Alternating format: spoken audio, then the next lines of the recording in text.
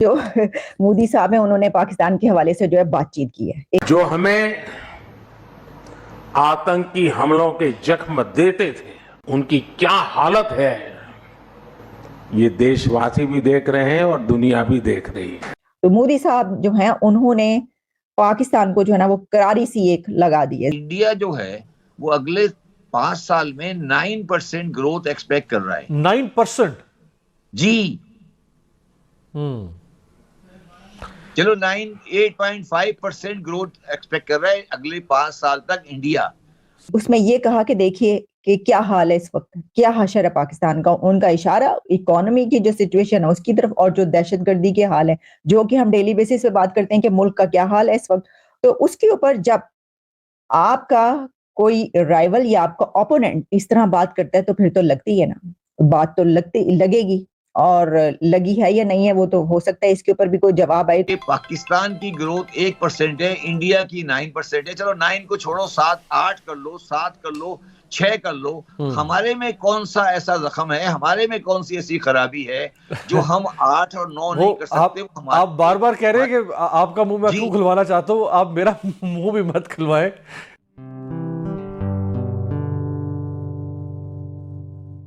नमस्ते दोस्तों, जय हिंद। निक न्यूज़ बर्नर की रिएक्शन वीडियो में आप सभी का स्वागत है। दोस्तों, भारत के प्रधानमंत्री नरेंद्र मोदी जी ने पाकिस्तान को लेकर एक बड़ा बयान दे दिया है। उन्होंने कहा कि जो भारत में आतंकवादी भेजकर आतंकवाद फैलाता था और हमेशा भारत के खिलाफ बोलता था, आज उनकी हालत इतनी बिगड़ चुकी है कि उनको पूरी दुनिया देखकर हंस रही है और उनका मजाक उड़ा रही है। उसके बाद प्राइम मिनिस्टर नरेंद्र मोदी ने ये कहा कि जो देश आतंकवाद फैलाते थे और जो देश शांति की आशा रखते थे और जो चाहते थे कि डेवलपमेंट और शांति बनी रहे और वो अपने लिए भी शांति का और डेवलपमेंट का कार्य करते थे, वह सभी देश भारत की ग्रोथ और इकोनॉमी को देखकर भारत की तारीफ कर रहे हैं और भारत को अपना आइडियल मान रहे हैं। और अब पाकिस्तानी मीडिया भी भारत की तारीफ कर रहा है और पाकिस्तान के मिनिस्टर भी अपनी आवाम को भारत के एग्जाम्पल दे रहे हैं। और दोस्तों, भारत के प्रधानमंत्री नरेंद्र मोदी शांति का प्रतीक बन चुके हैं और पीएम मोदी रूस और यूक्रेन से बात कर रहे हैं कि जंग को रोकने की भी कोशिश कर रहे हैं। तो दोस्तों, चलते हैं आगे की वीडियो की तरफ। धन्यवाद। जो मोदी साहब हैं उन्होंने पाकिस्तान के हवाले से जो है बातचीत की है। एग्जैक्टली आप सही समझे हैं। वो जो है CN18 पर राइजिंग भारत के मौके पर जो ये इवेंट था इसके ऊपर बातचीत करे थे। उन्होंने स्पीच की और उन्होंने अपनी स्पीच का स्टार्ट ही बालाकोट के वाकये से किया और उन्होंने कहा कि जिस वक्त वो इससे पहले यानी जब 5 साल पहले आए थे, जिस वक्त भी वो उस इवेंट में पहले आए थे तो उस दिन वही उससे एक दिन पहले था और उनका कहना था कि मैं आया था, मुझे सब यानी जाहिर है वो सब जानते ही होंगे कि क्या होने लगा है, तो फिर मैंने कुछ नहीं बताया और इस तरह मैं चला गया और फिर अगले दिन हमने देखा। ये मैसेज नहीं है असल में, उनका जो मैसेज है उसके अंदर, उसके ऊपर मैं अब बात करूंगी।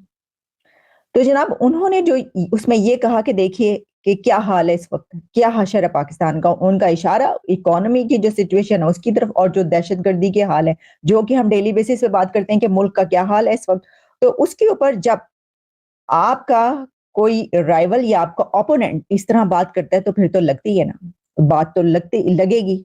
और लगी है या नहीं है वो तो हो सकता है इसके ऊपर भी कोई जवाब आए तो हम जरूर आप तक पहुंचाएंगे क्या जवाब आएगा सर। लेकिन किस वजह से ये हाल हुआ उन्होंने उसकी तरफ भी इशारा किया। तो मोदी साहब जो हैं उन्होंने पाकिस्तान को जो है ना वो करारी सी एक लगा दी है। दहशतगर्दी जो है उसका नतीजा जो है वो कभी भी अच्छा नहीं निकलता और जो रास्ता है वो दहशतगर्दी का नहीं है बल्कि अमन का है और तरक्की का है। तो देखिए इसके अंदर हमने ये देखा कि ये तो सच है ना कि जो बहुत सारे ऐसे दहशतगर्द अनासिर जिसके ऊपर फिर बहुत से सवालात पूरी दुनिया से उठे और पाकिस्तान पर उंगलियां उठी, उसके बाद फिर उनको बंद करना पड़ा। FATF की टीम आई मुल्क के अंदर पाकिस्तान में और वहां पर जो है उनकी बात मानना पड़ी, उससे पहले सारे स्टेप्स लेना पड़े, बहुत कुछ करना पड़ा। उसके बाद FATF से नाम निकला, तो FATF में नाम गया ही क्यों, ठीक है ना। तो फिर ये इकदाम करने पड़े जो कि पहले नहीं किए थे। इंडिया जो है वो अगले 5 साल में 9% ग्रोथ एक्सपेक्ट कर रहा है। 9%? जी। चलो 8.5% ग्रोथ एक्सपेक्ट कर रहा है अगले 5 साल तक इंडिया।